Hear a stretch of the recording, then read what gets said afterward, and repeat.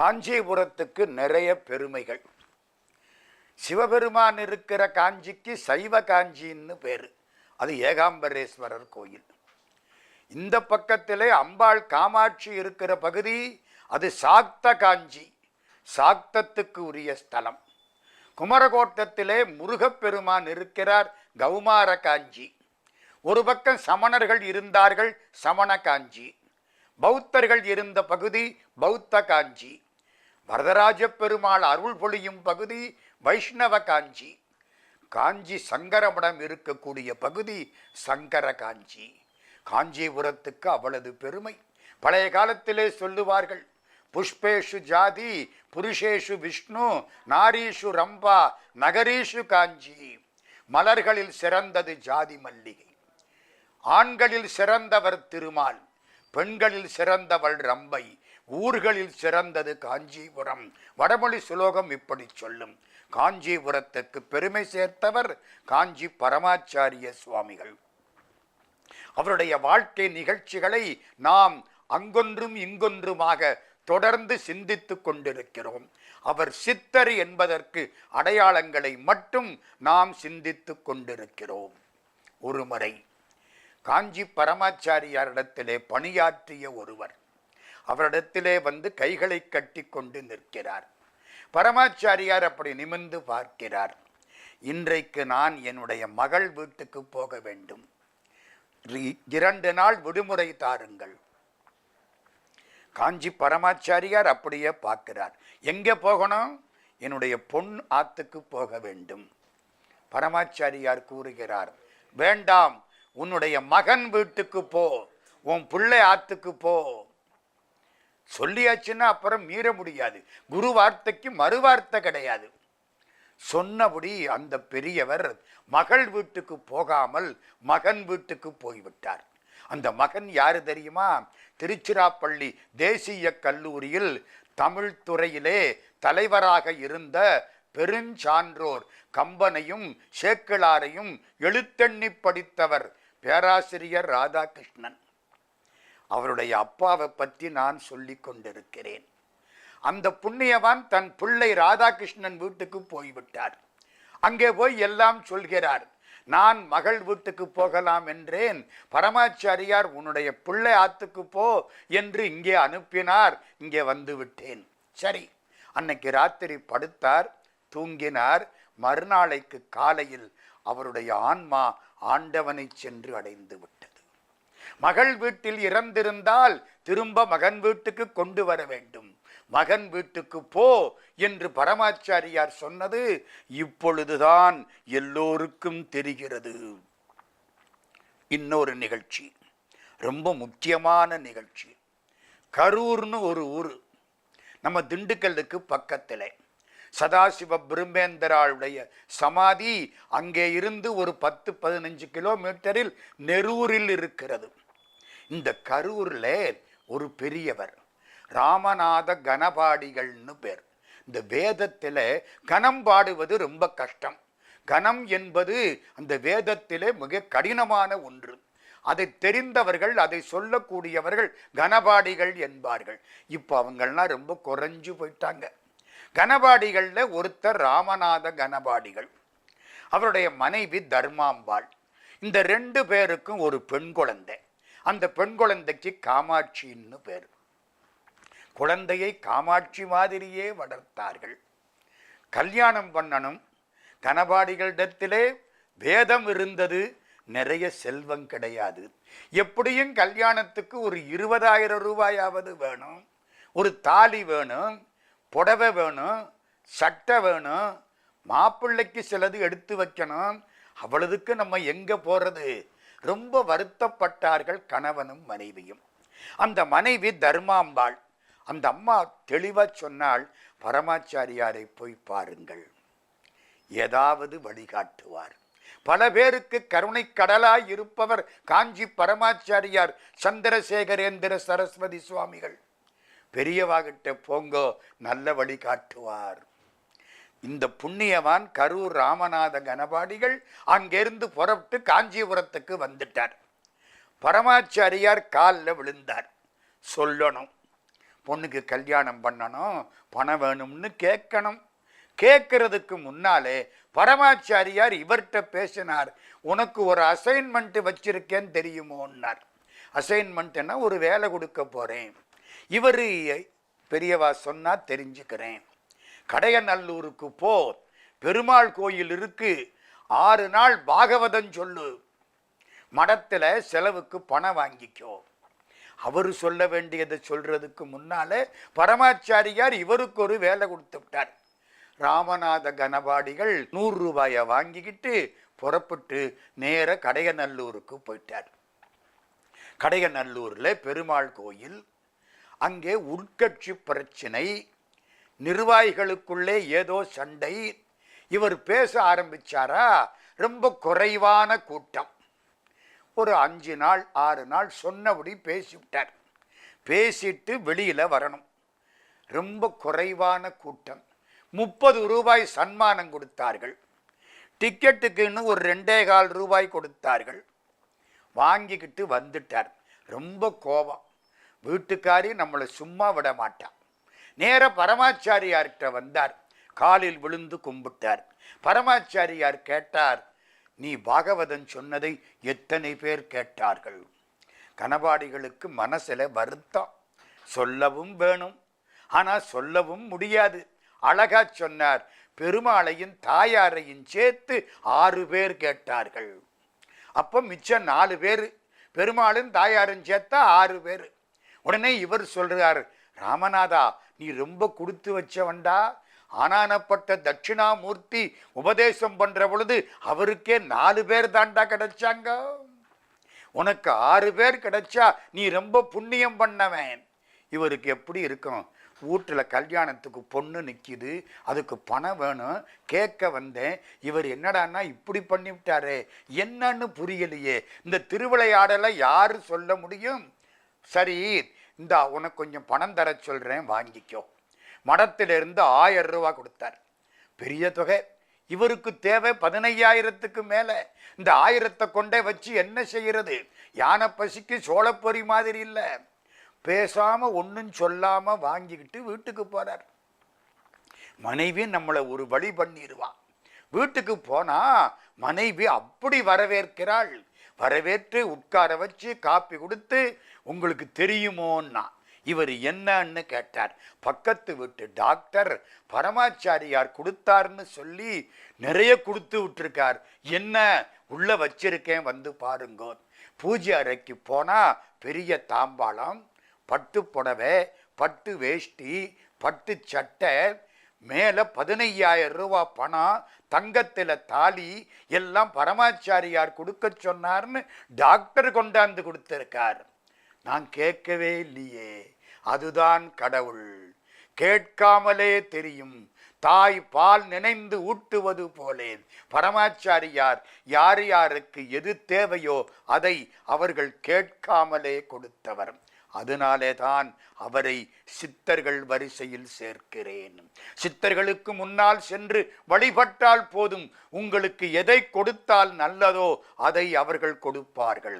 மற்ற கோயில்களுக்கு போனால் இது வேண்டும் அது வேண்டும்னு கேட்கணும்.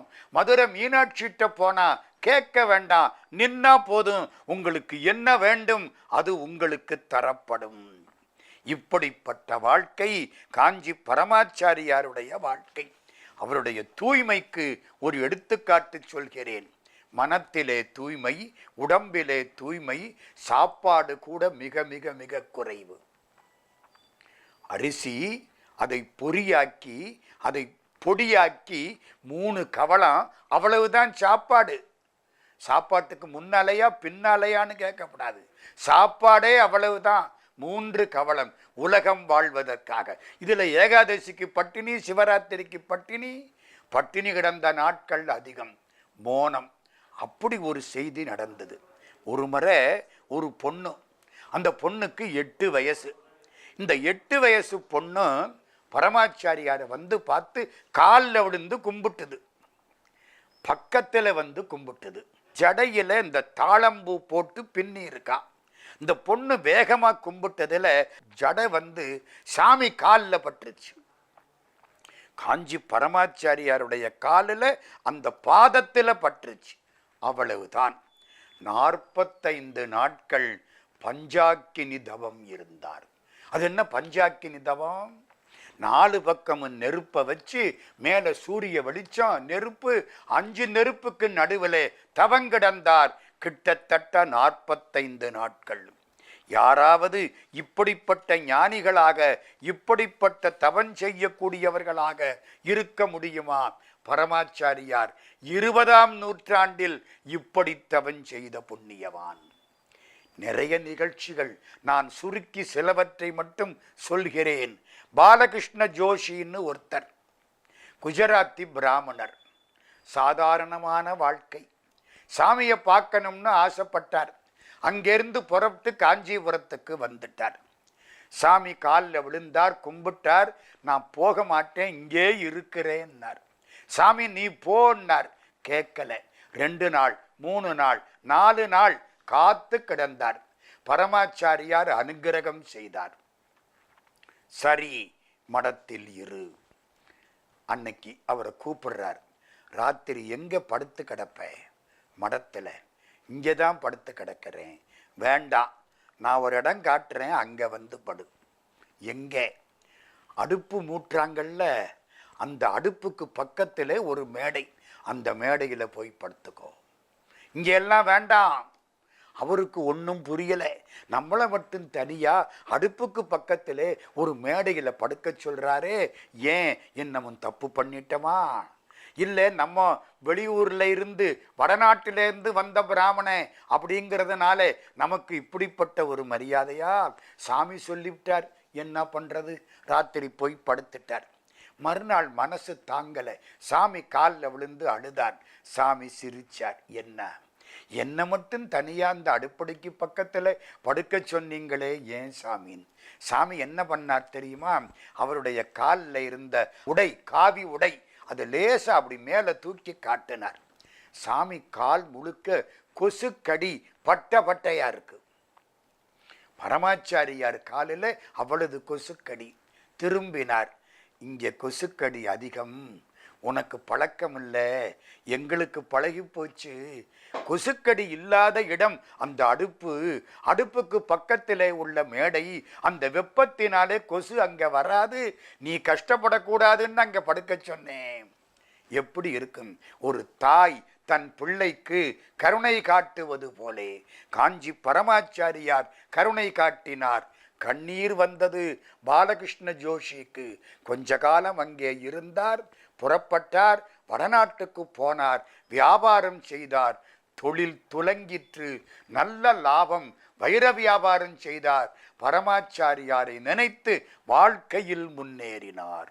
குமரேசன் செட்டியார்னு ஒருத்தர், பரமாச்சாரியாரால் போற்றப்பட்ட ஒரு புண்ணியவான். பரமாச்சாரியார் வாழ்த்தணும்னா அவர் எவ்வளவு பெரிய ஆளா இருக்கணும்? சிவனடியார் வந்துட்டா வீட்டுக்கு கூட்டிக்கிட்டு போவாங்க. போய் உட்கார வச்சுட்டு சிவனடியார்கிட்ட கேட்பாங்க, உங்களுக்கு எப்படிப்பட்ட காய்கறி சமைக்கணும்? அவர் எதை விரும்புகிறாரோ அதை சமைச்சு கொடுப்பாங்க. உடனே அந்த ஆட்சி தான் சமைச்சு கொடுப்பாங்க. வேற யார்கிட்டையும் போய் கேட்கறதில்லை, வாங்கிறதில்லை, சமையல்காரன் வச்சு சமைக்கிறதில்லை.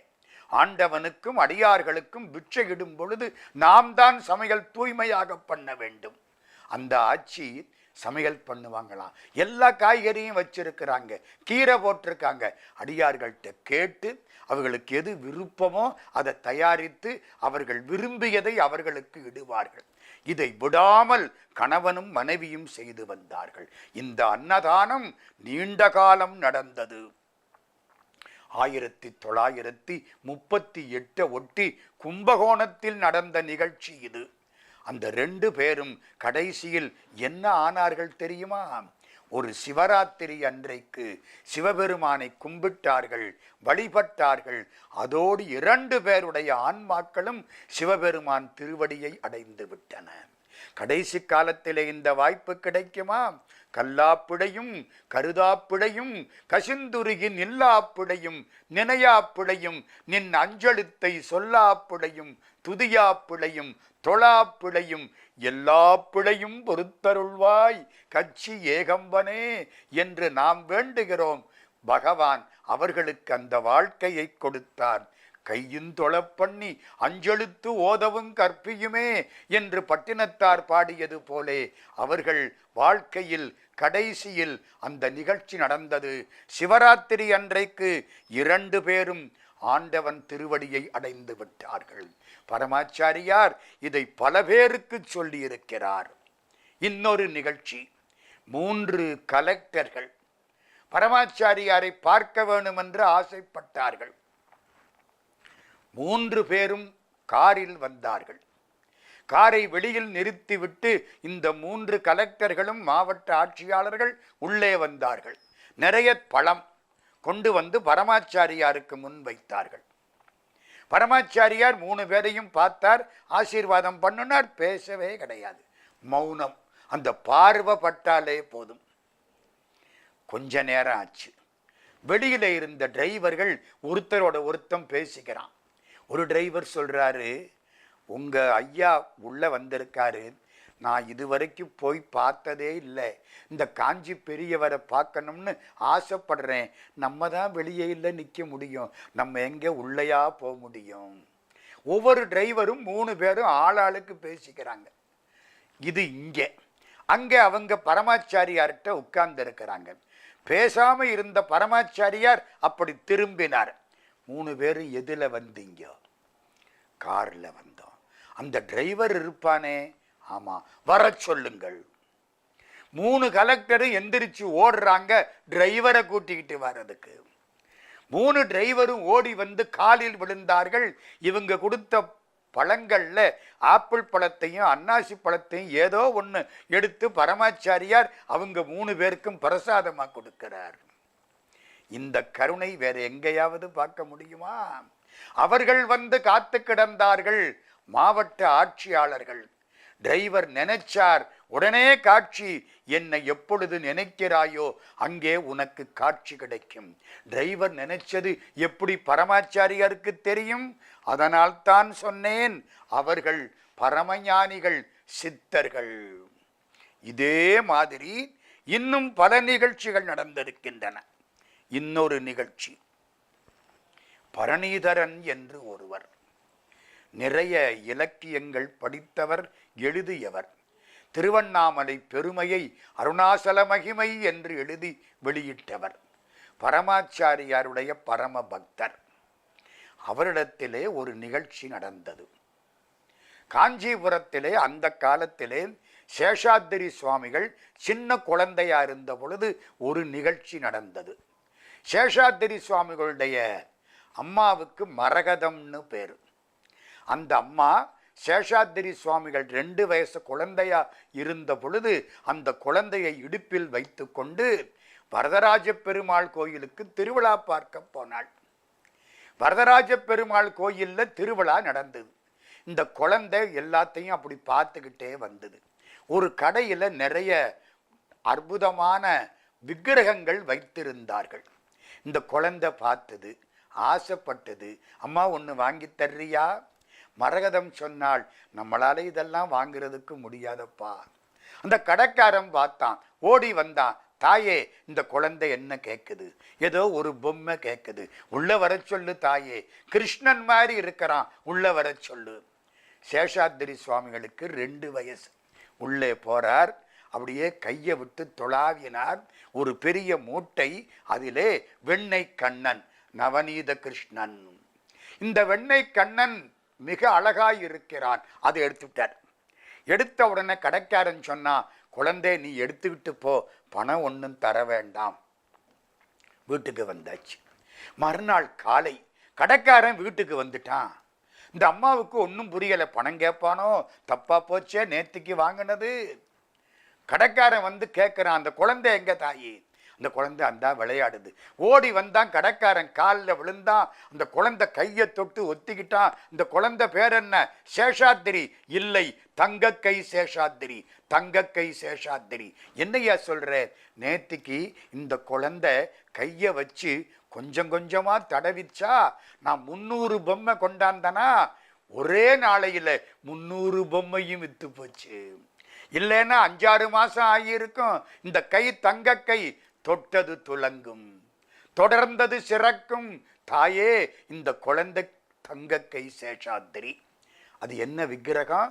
நவநீத கண்ணன், தவழ்ந்த நிலையில் கண்ணன், கையிலே ஒரு வெண்ணையோடு கண்ணன். இது சேஷாத்திரி சுவாமிகள் வாழ்க்கை.